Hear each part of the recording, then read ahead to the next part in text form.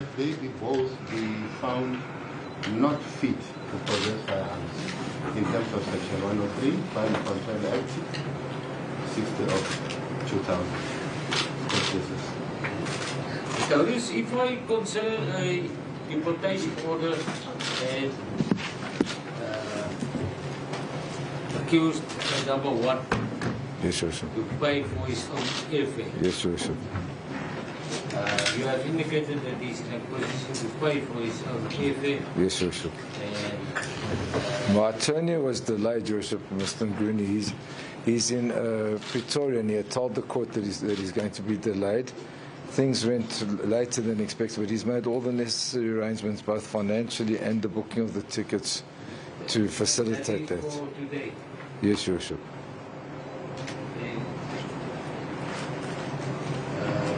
Thank you.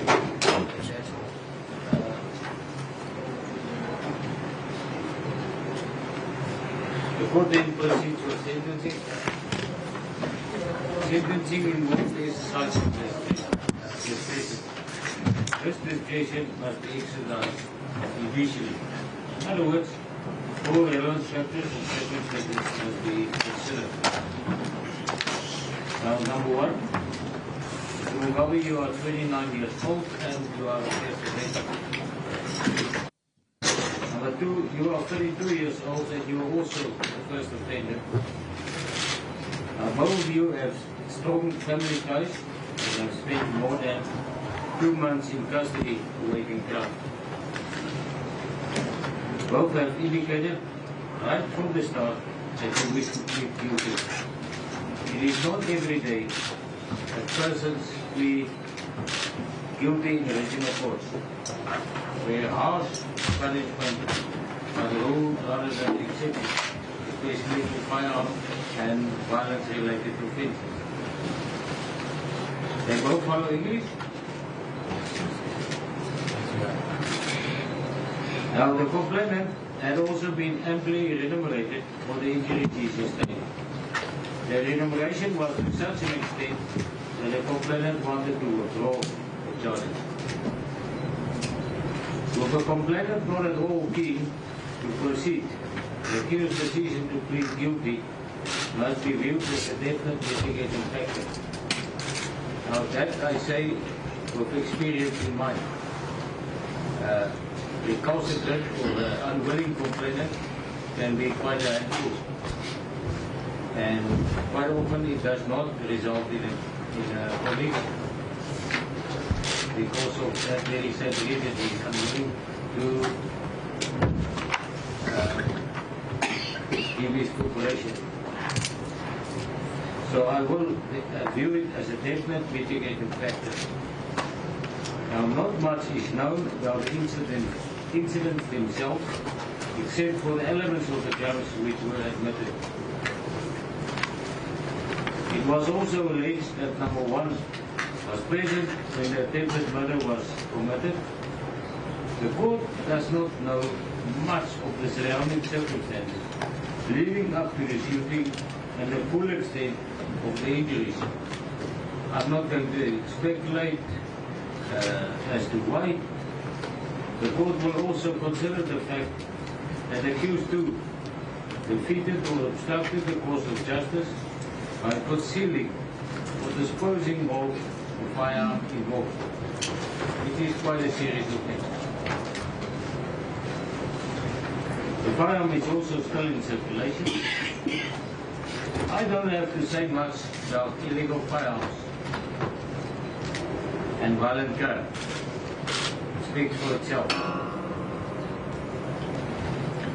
If this weapon was tested to be a 9mm pistol or semi-automatic weapon, a minimum sentence of 15 years imprisonment would have been applicable.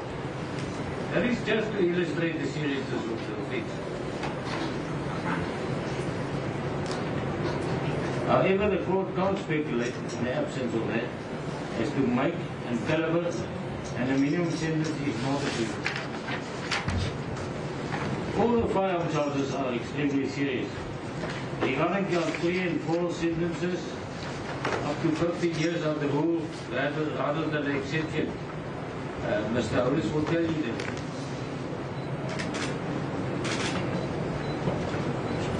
Even count 4, the pointing of a toy gun under circumstances likely to lead a person to believe it is a firearm can be visited with a sanction of direct imprisonment up to 10 years. Mr. Mugabe, that relates to you. Now, immigration laws are also there for a purpose. I'm not going to dwell much into it. Every country has them and they need to be respected. Now, both of you could have renewed your permits with the greatest of ease. So, I will take that into account. Both of you, as I said, are first offenders.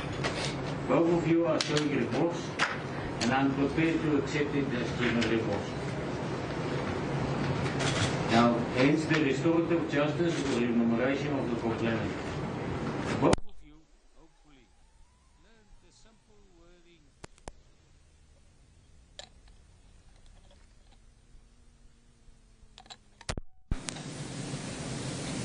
During this episode, respect for oneself, that is for you, yourself, the governing laws of the country, and respect for the dignity and rights of others. The court will blend the sentence with mercy. Mercy, however, is a balanced process of thought and must not be confused with maudlin sympathy. And I also got a duty in my profession to balance not only the right of the rich and the famous, but also the normal Zimbabweans who are here. Everybody must know they're going to get a fair sentence. Now, fairness and mercy is not maudlin sympathy. Mercy is a balanced process of thought. And as far as number 1 is concerned, Mr. Mugabe, after careful consideration, due to the lesser charges, I'm of the opinion, and before I do that, I'm going to say this. I do not know whether the second accused took the rep for you.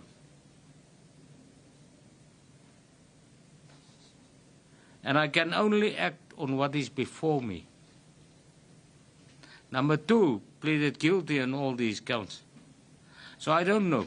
But nevertheless, I will proceed with sentencing on the counts as they were proved. Number 1, as far as count 5 is concerned, you are fined to 400,000 rands or 24 months imprisonment. That is now the pointing of the toy gun or that was likely to lead the person to believe it was a firearm. As far as count 6 is concerned, that's the immigration law, 49, section 49(1)(a. You are fined 200,000 rands or 18 months imprisonment. It is also ordered that you be deported. You will be escorted by the investigating officer who is here at court today and who must be complimented for that. It's not every day that we encounter that in the regional courts anymore. So he will escort you to our Tambu to oversee your departure today. So no order is made in terms of section 103(1) of the Arms Ammunition Act. You are deemed unfit to possess a firearm. I will then now proceed with accused number 2. Or before I do that, number 1, Mr. Mugabe, you can count yourself very lucky that the complainant in your case was not injured. Normally, fines are inappropriate in immigration matters. However, you are in a position to pay for yourself, alleviating the department or the state from the duty to deport you. Mr. Matonodze, number 2, you had been convicted on very serious counts. Attempted murder, defeating and or obstructing the course of justice by concealing and or disposing of a firearm in question, the illegal possession of firearm and ammunition. As I've mentioned, all these offences are offences with direct long-term imprisonment. I'm talking 10 to 15, even longer, are the rule rather than the exception. The fact, as I said, that the complainant was remunerated, together with all the other mitigating factors already mentioned, will definitely soften the effect of the sentence. As I said, from my experience, and I am here in Alexandra now for 26 years, and I'm in the regional court probably for about 30 years. If a complainant does not want to continue with a case and accused plea not guilty, a conviction is seldomly achieved. So it took some guts from you to plead guilty to all these counts.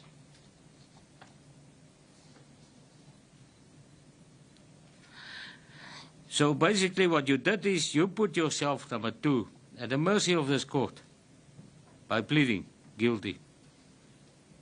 So that says quite a lot in your favor. So the court, with regard to you, is of the opinion that the following is a well-balanced sentence. And normally, direct long-term imprisonment is applicable for these offences. You're not going to escape jail today. So, the court is of opinion that the following is a suitable and well-balanced sentence. It's going to be a merciful sentence. As I said, mercy is not model and sympathy. As far as count 1 is concerned, you are sentenced to 12 months imprisonment. Count 2, you are sentenced to 12 months imprisonment. Count 3, you are sentenced to 3 years imprisonment. Count 4, you are sentenced to 12 months imprisonment. The court orders that all the sentences be served concurrently. It is further ordered that you be deported once the sentences are served. Do you all understand? Mr. Mugabe? Mr. Matonodze? Good. Short adjournment? Mr. It was Colonel, if I remember correctly. It's still Colonel. You know, it's not full yet, but Lieutenant. But it's still you know, I still your title is Colonel. Colonel, so you will escort number 1 to the airport. Thank you so much. Court adjourns.